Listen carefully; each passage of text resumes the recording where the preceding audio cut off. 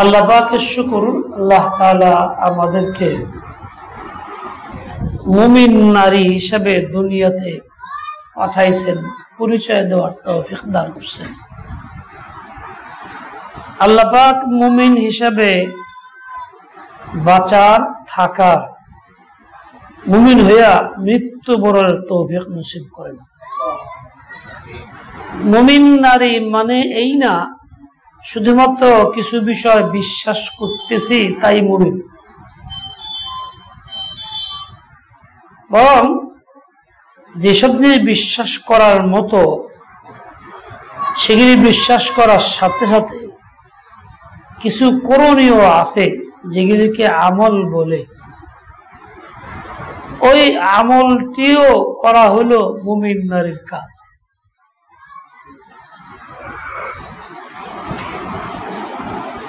আমল দুই রকম, কিছু আছে যেগুলি করতে হয় আর কিছু আছে বর্জন করতে হয়, ছাড়তে হয়। করণীয় বর্জনীয় দুটো প্রকারের আমলই ঈমানের অংশ।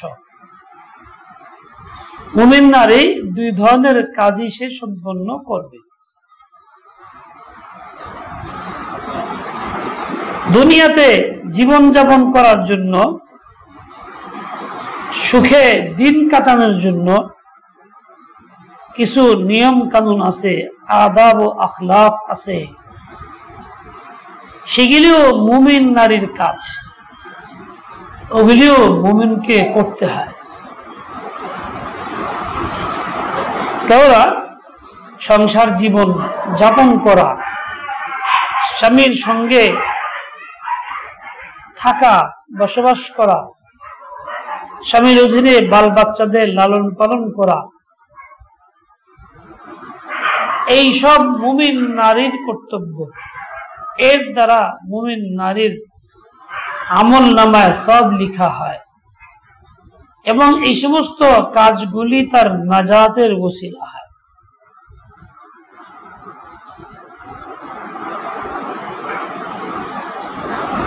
রাসূল আকরাম সাল্লাল্লাহু আলাইহি ওয়াসাল্লামের সময় এক মহিলার খুব চর্চা ছিল, সে খুব নামাজ কালাম পড়ত, আমল করত।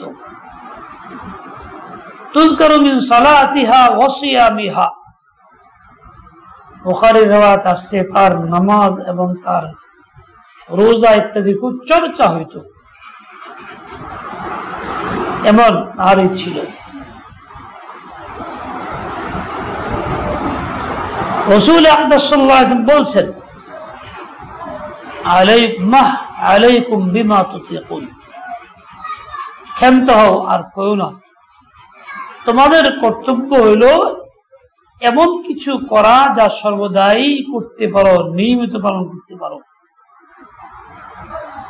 খুব বেশি পরিমাণে করা কাম্য নয়, নামাজ রাতভর এটা যেমন কাম্য নয়, রোজা দিনভর সারা বছর এটাও কাম্য না, বরং স্বামীর অধীনে বাড়িতে থাকা অবস্থায় ফরজ ছাড়া নফল রোজা স্বামীর অনুমতি ছাড়া না রাখা শরীয়তের বিধান মুমিন নারীর কাজ। নফল রোজার ক্ষেত্রে সে স্বাধীন না, যেটা আল্লাহর জন্য ইবাদত নফল রোজা, সেই ক্ষেত্রেও তার বাধ্যকতা আছে, স্বামীর অধীনে অনুমতি নিয়ে তা পালন করতে হয়। হইতে পারে স্বামীর কোনো প্রয়োজন রোজার কারণে বাধাপ্রাপ্ত হবে, এমনটার দ্বারা স্বামীর জীবন কষ্ট হবে, দুজনের মধ্যে মনোমালিন্য সৃষ্টি হবে, অশান্তি বাড়বে, দুনিয়ার জীবনটা বিষাক্ত হবে, এটা কাম্য না। এই জন্য শরীয়ত এটাকে নিষেধ করছে। নফল নামাজের ক্ষেত্রেও এই হুকুম, নফল নামাজ তুমি পড়তে পারবা, যেটা আল্লাহর জন্য পড়বা, আল্লাহকে রাজি খুশি এর জন্য এর দ্বারা করবা, সেটাও স্বামীর অনুমতি সাপেক্ষে। স্বামীর কাজে বাধা আসে, খেদমতে বাধা আসে, এমন কোন সময়ে নফল নামাজ তোমার জন্য নিষিদ্ধ, বা এত পরিমাণ যা করলে সংসারের কাজের মধ্যে ক্ষতি হয়, এর দ্বারাও তিক্ততা বাড়ে, অশান্তি বাড়ে, বিষাক্ত জীবন হয়, ছাড়া খাওয়ার মতো ব্যবস্থা হয়, এটাও কাম্য না। মুমিন নারীর কাজ হলো এটাকেও বহাল রাখা। এর দ্বারা বোঝা গেল যে নারীর অধিকার বেশি, এই কথা ঠিক না। বোঝা গেল নারীর অধিকার সমান সমান, এটাও ঠিক না। সমান অধিকার হইলে পুরুষের জীবন নফল রোজা রাখতে অনুমতি নিতে হয় না, মহিলারও তো অনুমতি লাগার কথা ছিল না। পুরুষের জীবন নফল নামাজ পড়তে অনুমতি নিতে হয় না, মহিলারও নিতে হইতো না, সীমিতকরণ করা হইতো না। বোঝা গেল দুইজনের অধিকার সমান না, বরং স্বামীর অধিকার অনেক বেশি, স্ত্রীর অধিকার তার অধীনস্থতা হিসাবে নিয়ন্ত্রণের মধ্যে সীমিত কিছু কাজের অধিকার। তার হক আছে, প্রাপ্য আছে, অধিকার না।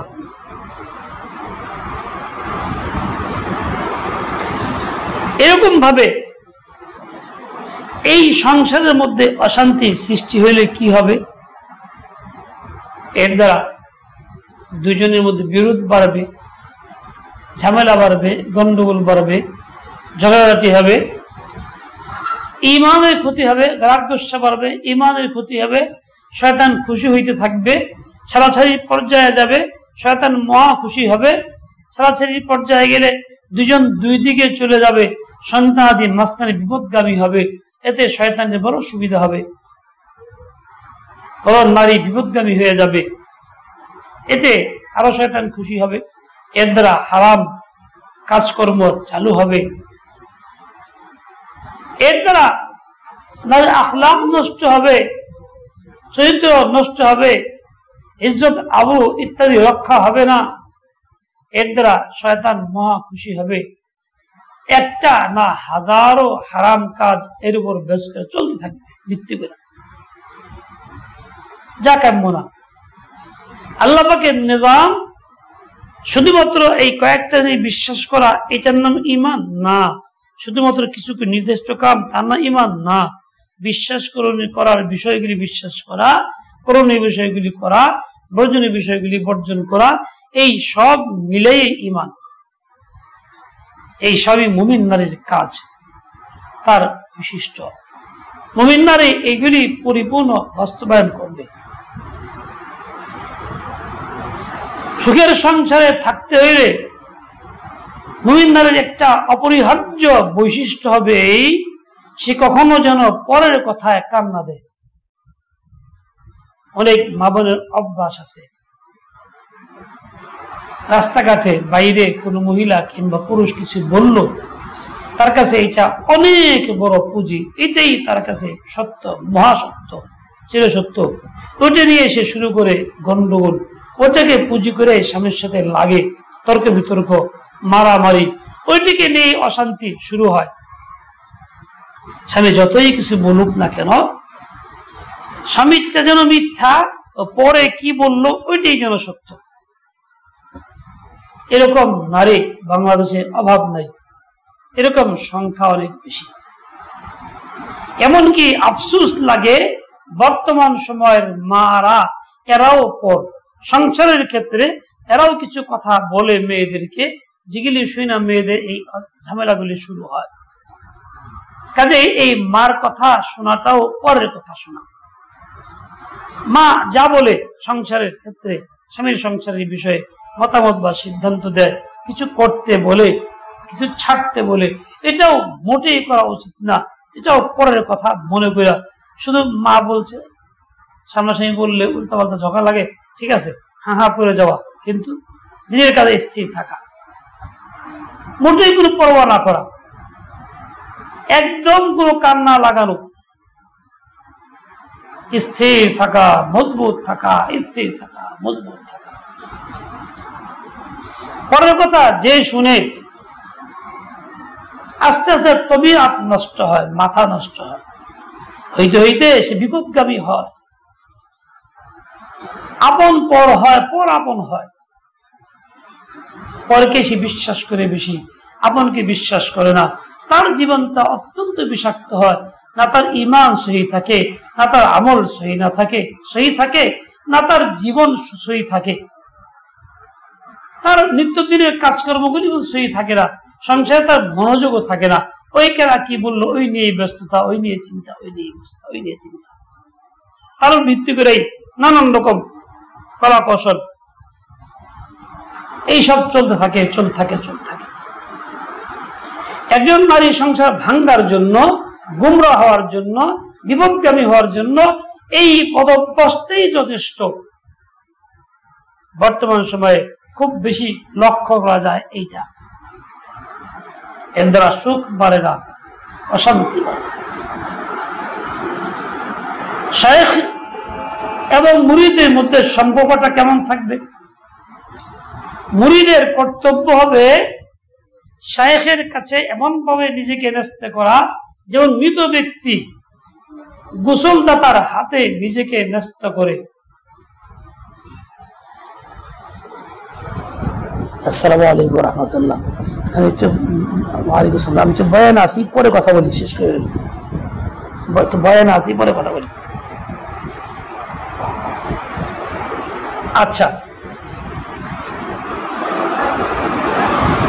কাল মাইয়িত ফি ইয়াদিল গাসসাল, যেমন মৃত ব্যক্তি গোসলদাতার হাতে নিজেকে ন্যস্ত করে। গোসলদাতা যেমনি ইচ্ছা তেমনি তাকে গোসল দেওয়া, যেদিকে ইচ্ছা সেদিকে কাট করে। পিছন দিক থেকে ধরে উঠাইলো মৃত ব্যক্তি কিছু কয় না, মাথা দিক থেকে উঠাইলেও কিছু বলে না, হাত উঁচা করলেও কিছু বলে না, গরম পানি দিলেও কিছু বলে না। সে যেমন ওইভাবেই থাকে নিজেকে ব্যস্ত করে।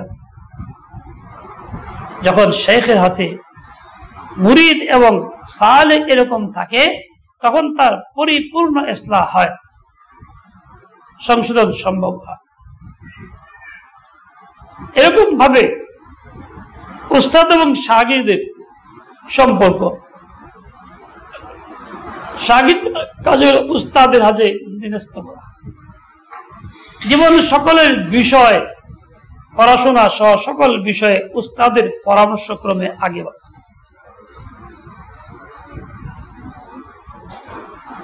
নিজের মতকে প্রাধান্য না দেওয়া,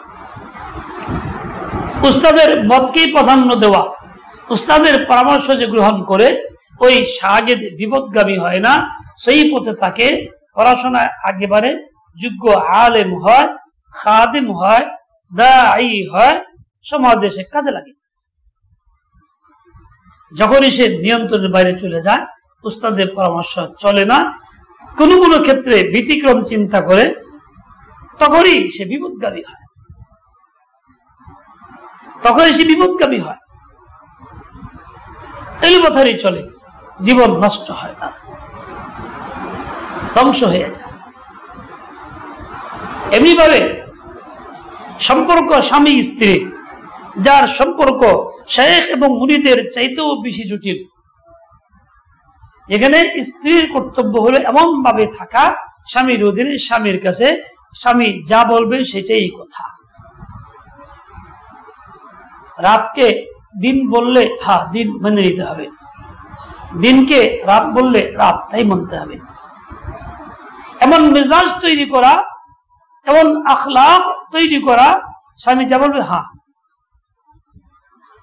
তার সর্বসর্বা স্বামী পৃথিবীতে, মাতার চাইতেও বড় স্বামী, পিতার চাইতেও বড় স্বামী, স্বামী তার একমাত্র কেন্দ্র। যখনই স্ত্রী স্বামীর হাতে এভাবে থাকবে, তখনই সেই স্ত্রী স্বামীর সংসারে সুখে থাকবে এবং তাতে ফাটল ধরবে না। ওই স্ত্রীকে শয়তান ধোঁকা দেবে না, বিপদগামী হবে না, অন্যায় কাজে সে যাবে না, তার দোয়াও কবুল হবে, সে মুস্তাজাবুদ দাওয়াতও হবে, সব দিক থেকে সে নিরাপদে থাকবে। আল্লাহ তাআলা তার সাহায্য করবেন, তার বাল বাচ্চারা যারা হবে তারাও বড় আল্লাহ ওয়ালা হবে, তারাও আল্লাহ ওয়ালি হবে, তারাও পথের পথিক হবে। এমনকি স্বামী যদি ব্যতিক্রম কিছু বলে, অস্বাভাবিক অন্যায়, সেই ক্ষেত্রেও তার সঙ্গে লড়াই না, ঝগড়া না। রাসূল আকরাম সাল্লাল্লাহু আলাইহি ওয়াসাল্লামের মেয়ে স্বামী বাড়ি থেকে আসছে, সিরাতে খাতামুল আম্বিয়ার মধ্যে ঘটনাটা আছে। স্বামীর বাড়ির বিষয়ে কিছু কথা বলতে শুরু করলে রাসূল বললেন, যাও বাড়িতে ফেরত যাও, এখানে আর থাকতে পারবে না। স্বামী ওখানে চলে যাও, ওই বিষয়ে কোনো কথা নাই, ওইটাই তোমার ঘর, ওখানে চলে যাও। রাসূল আকরাম আল্লাহর নবী, স্বয়ং ক্ষমতা ছিল, শক্তি ছিল, আল্লাহর দেওয়া পাওয়ার ছিল, করতে পারতেন অনেক কিছুই, তা করেন নাই, বরং তরিকা শিখিয়েছেন, ওখানে যাও, ওটাই তোমার ঘর, ওই বিষয়ে কথা বলে না। নিজেকে স্বামীর অধীনে ন্যস্ত করো, এর দ্বারাই সুখের ফয়সালা হবে, এর দ্বারাই শান্তির ফয়সালা হবে, এর মধ্যে তোমার খায়ের, এর মধ্যে তোমার কল্যাণ, সবকিছু এর মধ্যেই নিহিত। রাসূল আকরাম তার মুখের কথা শুনেন নাই, তাকে স্থানও দেন নাই, যাও বাড়িতে চলে যাও।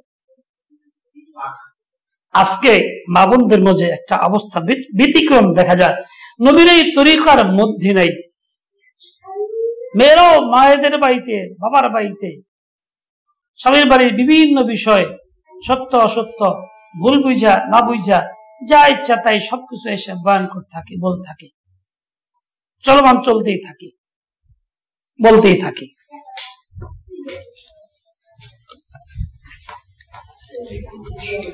আসসালামু আলাইকুম। হ্যাঁ, কেমন আছেন? জি, একটু বয়ানে আসছিলাম। হ্যাঁ হ্যাঁ, বলেন কি খবর? না, একটু গোবিন্দ আসছি। রাত হবে। হ্যাঁ, আচ্ছা, তাহলে সকালে আসলে ভালো হয়। হ্যাঁ, রাতের দিকে আমার আসতে 10টা 11টা হয়ে যাবে না।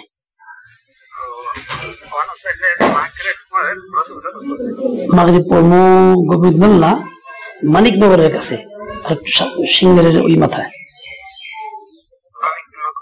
হ্যাঁ, ওই এলাকায় মাধবপুর যাবো। বাইরে আসেন এখন, তাহলে গোবিন্দ চলে আসেন। গোবিন্দ যে আসসালামু আলাইকুম, কারি আনোয়ার সাহের বাড়িতে, কারি আনোয়ার সাহের বাড়িতে।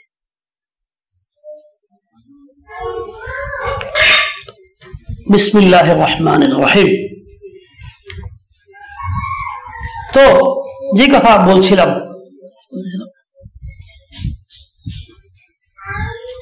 কি বলতেছিলাম,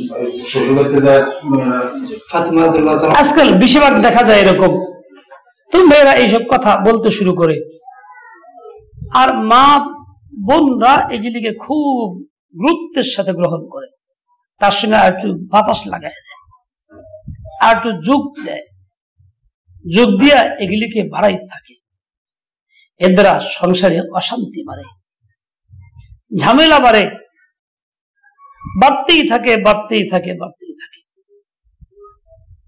কি কঠিন বিপদ হয়, এবং সংসারের ছাড়াছাড়ি অনেক বেশি বাড়ে।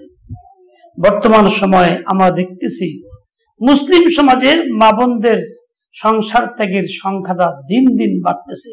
যা ছিল কাফের মুশরিকদের মধ্যে, ওটা চলে আসছে মুসলিমদের মধ্যে। আসলে মুসলিমদের মধ্যে এমন এক সময় ছিল শতকরা একটা বিয়েও বিচ্ছেদ হইত না। পাকিস্তান আমলে অভাবের সময় ছিল, মানুষ কত কষ্টে জীবন যাপন করত, তখনও শতকরা 3% বিবাহ ভাঙ্গে নাই, বরং এত কিছুর মধ্যেও সংসার ঠিক ছিল। কিন্তু এখন কি হয়েছে, অনেক সংখ্যা, অনেক বেশি পরিমাণে সংসার ভাঙতেছে, বাল বাচ্চাদের থাকতেছে না, বাণিজ্য থাকতেছে না, এতে করে একবার দুইবার তিনবারও এক একটা মেয়ের সংসার ভাঙতেছে। মাতা পিতা এতেও হুঁশ হারা হয়ে গেছে, এখনো হুঁশে আসে না। এই অবস্থাতেও হুঁশ ফিরে নাই তাদের। মানুষ মনে করে বোরকা বললাম দিন আছে, মুমিন নারী, তাই পড়তেছি মুমিন আছে দিনদারি, কোরআন পড়ি দিনদার আছি, আমার এগুলি করণীয় নাই। বাস্তব হলো এই, আসল করণীয় হলো এইগুলি। ঈমানদার নারীর জন্য তার এই বিশ্বাসের বিষয়গুলি 7টা, এগুলি তো অন্তরের বিশ্বাস। ইবাদত যেগুলির মুকাল্লাফ সে আল্লাহ পাকের বান্দা বান্দী হিসাবে তার করণীয়, তাকে তো করতে হবে। এই দুইটাকে বহাল রাখার জন্য এই দুইটারই সাহায্যকারী হবে সংসার জীবন। এই সংসার জীবনের রীতি যা আছে, আদাব, এই সবকিছু পরিপূর্ণ রেয়াতের মাধ্যমে এই সবকিছু সম্পাদন করা হবে মুমিনের কাছে। যাই হোক, সবচেয়ে বড় কাজ হলো এইটা তার জীবনের, সংসারে থাকুক বা নাই থাকুক, বিয়ে হয় নাই এমন মেয়ে তো হইতে পারে, সেই মারা গেছে এমনটাও হইতে পারে। সবচেয়ে বড় কথা হবে তার জিন্দগিতে সে যেন পরের কথায় কান না দেয়, সে যেন নিজের আকল বুদ্ধি জ্ঞান দিয়ে চলে, এবং আকল বুদ্ধি কম থাকলে মুরব্বীর পরামর্শক্রমে চলে। সংসারে নারী হয়ে থাকলে সে যতই কিছু করুক স্বামীর পরামর্শ যেন চলে। সকলের আগে স্বামী, তার কাছে পরামর্শ আগে, উনি যেরকম বলবে সেরকম। দ্বীনি বিষয় হইলে স্বামীর দ্বীনি বিষয়ে না ওয়াকিফ থাকলে পরে তখন সে স্বামীর সাথে কোনো একজন বিজ্ঞ আলেমের সাথে পরামর্শ স্বামীকে নিয়ে, তার থেকে যেগুলি নিবে শিখবে, তারপরে সিদ্ধান্ত নেবে, এছাড়া কোনো সিদ্ধান্ত নেবে না। এটা হলো মুমিন নারীর বৈশিষ্ট্য এবং তারা কাজ করণীয়। এই সংসার সুখ থাকার জন্য কর্তব্য হলো এটা, সে যেন কোনো প্রকারেই পরের কথায় কান না দেয়, ভালো কি মন্দ কোনো অবস্থাতেই পরের কথায় কান না দেয়, সেজন্য এভাবেই চলে, পরের কথায় কান না দেয়, তার কর্তব্য হবে এটা। দ্বিতীয় কাজ হলো এইটা, মুমিন নারীর সুখের জীবনের জন্য, সংসার সুখের জন্য, আরামে থাকার জন্য তার দ্বিতীয় কর্তব্য হলো এটা, সে যেন নিজের সংসারের কথা, স্বামীর সংসারের কথা বাড়িতে না বলে, কষ্ট হলেও বলবে না, সুখ হলেও বলবে না। মানুষের সুখ হলে বললে ভালোই প্রথমে লাগে, কিন্তু সুখের কারণে নিজের বাড়ির কিছু লোকের হয়তো কষ্টও লাগে, হিংসাও তৈরি হয়ে যায়। অনেক মা বোনদের অভ্যাস, মায়েদের বৈশিষ্ট্য এটা, মেয়ে সুখে আসতে এটা ভালো লাগে না তার কাছে, উচিত ছিল এইটি ভালো লাগা, এই জন্য মেয়ের খুব পরামর্শ দেয়, আজে বাজে কথা শিখে দেয়। অনেক মেয়েরা আছে স্বামীর সঙ্গে লেগে থাকে, বাড়িতে আসতে চায় না বেশি, তাদেরকে মায়েরা আজে বাজে কথা শিখে, এত বেশি থাকন লাগে না, এত সম্পর্ক রাখা লাগে না, গোলাবারে থাকা লাগে না, এগুলি শিখে দেয়। তার তো খুশি হওয়ার দরকার ছিল যে আলহামদুলিল্লাহ আমার মেয়েটা বড় ভালো ভূমিকা পালন করতেছে, স্বামীর সঙ্গে লাইগা আছে, সে তো ভালো আছে, খুশি হলো, তুমি থাইকো লাইগা, মাশাআল্লাহ খুশি হইলাম, তোমার প্রয়োজন হইলে আমরা তোমার সহায়তা করবো, ওখানেই থাইকো, বলা দরকার ছিল যায় না, তুই না আসা লাগবো, এত এই না এত সেই না। একজন আলেমা মহিলা, বাচ্চা হয়েছে, সে আমাকে জানাইছে তার অবস্থা, তার মা তাকে কিভাবে কুপরামর্শ দেয়, বিভিন্নভাবে স্বামীর থেকে চলে যাওয়ার জন্য বিভিন্ন কথা বলে। এটা ভাগ্যবতী, সে যায় নাই, বাচ্চা বন্ধ হয়ে, এরপরও মা তাকে ছাড়ে নাই, আজে বাজে কথা বলতেই থাকে। সে তাকে বলে দেয় এত কিছু, এত মানামা ভালো না, এত কিছু মানামানি ভালো না, এসব কথা বলে দেয়। বেঈমান নারী যদিও বাহ্যিক মুসলিম, বুরকা পরে, কোরআন তেলাওয়াত করে, তাসবিহ তাহলিল করে, কিন্তু ভিতরটা ভালো না, বেঈমানিতে ভরা তার জীবন, অত্যন্ত দুঃখজনক।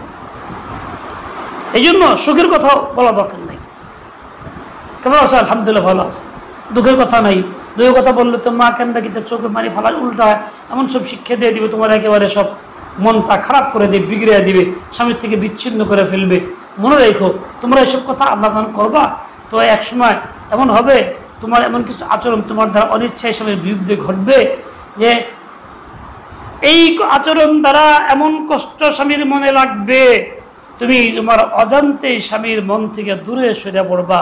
সে হয়তো কিছুদিন তোমার সঙ্গে ভালো আচরণ করবে, দায় থেকে থাকবে, তোমার চাহিদা পূর্ণ করার চেষ্টা করবে, সে হয়তো এই ফান্দে পড়ে কান্দার মতো থাকবে, কিন্তু মন তোমার সাথে থাকবে না।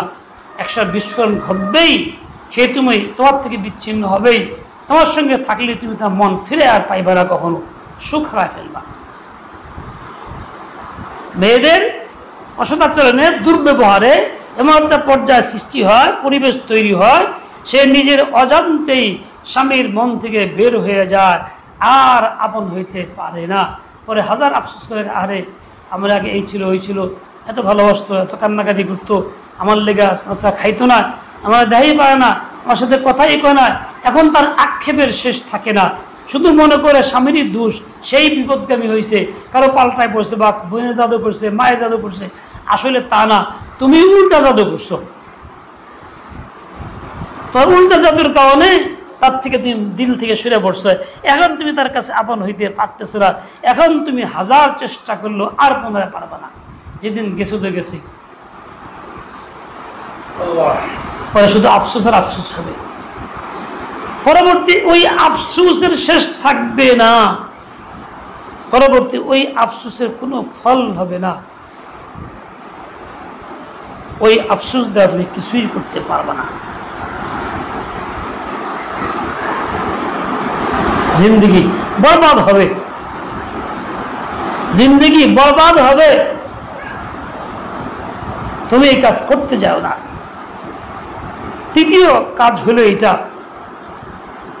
হে নারী শুনো, মুমিন নারী হিসাবে ঈমান আমল নিয়ে থাকবা, সুখে সংসারে থাকবা। তৃতীয় কাজ হলো এটা, তুমি কোনো ক্রমেই পর পুরুষ সঙ্গে কথা বলো না।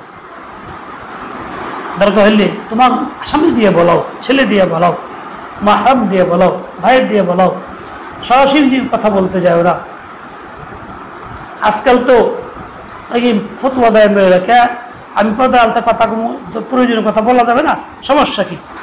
মোবাইলে কথা বলতে দেখা তো করি, সমস্যা কি? মোবাইলে কথা বললে কি হয়? এই সমস্যা কি? প্রশ্ন উঠলো, এই প্রশ্ন ওঠাটাই সমস্যা। মনে রেখে সমস্যা শুরু হয়ে গেছে, এই জন্যই প্রশ্নটা উঠছে। কথা বলবো, অসুবিধা কি? এই প্রশ্নটা উঠলো, অসুবিধা কি? এই প্রশ্নটা ওঠাটাই অসুবিধা। তুমি যে এটা বুঝতেছো না অসুবিধা, তুমি যে ঘৃণা করতেছো না, তুমি যে তার হারায় ফেলছো, যোগ্যতা নষ্ট হয়ে গেছে, এটাই তোমার প্রমাণ করে।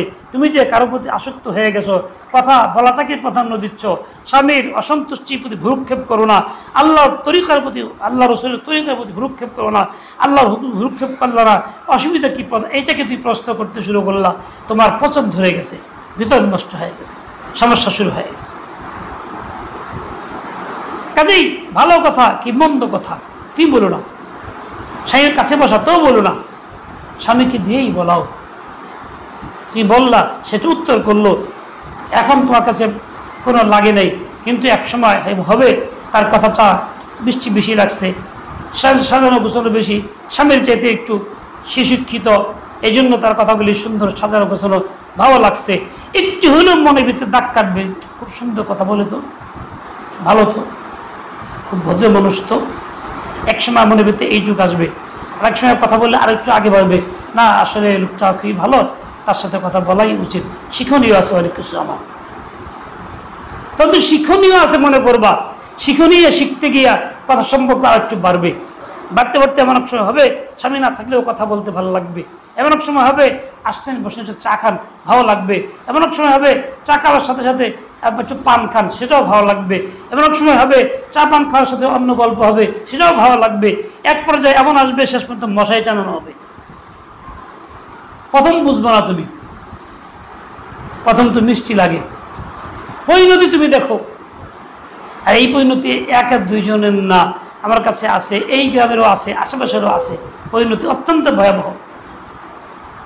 বরবাদ হয়ে গেছে ইমান আমল, জিন্দেগি সব শেষ হয়ে গেছে। এই জন্য খবরদার, পরপুরুষের সাথে, বিশেষ করে মোবাইলে একদম না বলা। মোবাইলে বলা মানে নির্জনে বলা, নির্জনে বসে গল্প করা যা, এক পুরুষের সঙ্গে এক ঘরে বসে গল্প করা যা, ঠিক মোবাইলে বলা তাই, সেম জিনিস, কোনো পার্থক্য নেই। মোবাইলে বললে তুই বুঝলার, সে জানলো, অন্য কেউ জানলো না, বুঝলেও না। কাজে যে সুরসুরি, যে মনের আবেগ, যে মনের আকাঙ্ক্ষা, শয়তানের যে কামভাব, এই সব কিছু ওখানে পরিপূর্ণ প্রকাশ পায়। মোবাইলে বললে এক পর্যায়ে প্রেমে আলাপ হয়, এক পর্যায়ে খারাপ কথাও আলাপ হয়, সেটাও তখন ভালো লাগে, সব ভালো কথা বলতেছে, মিষ্টি কথা লাগে তার, এমন সম্পর্ক হয় আর এটা ছাড়া যায় না, বলতেই থাকতে হবে, এমন একটা পর্যায়ে যায়। পরে মহিলারা বলবে, তুমি স্বামীকে বললে যেমন তো জামুল্লাই তাই কো, আমি যা কথা বলবই, যা সিদ্ধান্ত নিতে পারো, আমি এর ব্যতিক্রম করব না, আমি বেরিয়ে চলবো, যা সিদ্ধান্ত করতে পারো। এটা তার চরম ধ্বংসের কারণ। তার ধ্বংস শুরু হয়ে গেছে, ইমান নষ্ট শুরু হয়ে গেছে, ইমান তার ঘুরে খেয়ে ফেলছে। ওই নারী বুরকা পরে থাকলেও, নামাজ কালাম পড়লো, ইমান ঘুরে খেয়ে ফেলছে, শেষ, পছন্দ ধরে গেছে। ঠিক মুমিন নারী, তোমার কর্তব্য হলো যেমন তুমি এই কাজ করবা না, পরপুরুষের সাথে কথা বলবা না, সাক্ষাতেও না, আড়ালেও না, মোবাইলেও না। তোমার কাজ হলো স্বামীর অনুমতি ছাড়া বাড়ির বাইরে মোটেই না যাওয়া, এই বাড়ি ও বাড়িও না। এইবার তুমি অনুমতি ছাড়া গেলা, স্বামী এসে তো বাড়িতে নেই, মনে সন্দেহের সৃষ্টি হবে, সন্দেহ সৃষ্টি নাই হোক, অশান্তি লাগবে, কোথায় গেল, বলে গেল না কেন, না জানে কি, সন্দেহ সৃষ্টি হবে, অশান্তি বাড়বে, আস্থা তোর প্রতি কমে যাবে। আস্থা কমে গেলে সেই মোহাব্বত তুমি পাইবে না, সেই ভালোবাসা পাইবে না, ওই আদর্শ আগার পাইবে না, যা চাহিদা সেটা তুমি পাইতেছো না, বরং তুমি বিপরীত হয়ে যাইবা, বঞ্চিত হইবা। ঠিক তো পারবে, তুমি বলো হ্যাঁ গেছে, তাই কি হয়েছে, মানুষ যায় না, আমি কোনো কিছু করছি নাকি, খারাপ কিছু করছে নাকি, চরিত্র নষ্ট করছে নাকি, এই পাশের বাড়িতে একটু কথা বললাম তাই আপনার সহ্য হয় না, এরকম খেউ খেউ করেন কে লেগে, আর মানুষ নাই, ওই বাড়ির মহিলা যায় না, ওই বাড়ির মহিলা যায় না, হেরা গেলে কিছু হয় না, আপনি এরকম করেন কা। এই যে মনের ভিতরে শুরু হয়ে গেল, এসব জব শুরু হয়ে গেল। এই জব কি জন্য? তুমি ভালো আছো না, এই জন্য না, তুমি পচে গেছো, ভিতর নষ্ট হয়ে গেছে, আল্লাহ রসুলের সীমা ছাড়াই ফেলছো, তরিকা নষ্ট করে ফেলছো, এই জন্য মনের ভিতরে এই কথা আসছে। মনে রেখো, তুমি কিন্তু বিপদগামী হয়ে গেছো। আল্লাহ পাক সেই বুঝ দিয়ে দেন, হিম্মত আর তৌফিক খায়ের দিয়ে দেন। আজকের মতো এই পর্যন্ত শেষ হলো। সুবহানাকাল্লাহুম্মা ওয়া বিহামদিক, আশহাদু আল্লা ইলাহা ইল্লা আনতা আস্তাগফিরুকা ওয়া আতুবু ইলাইক। আসসালামু আলাইকুম ওয়া রাহমাতুল্লাহ।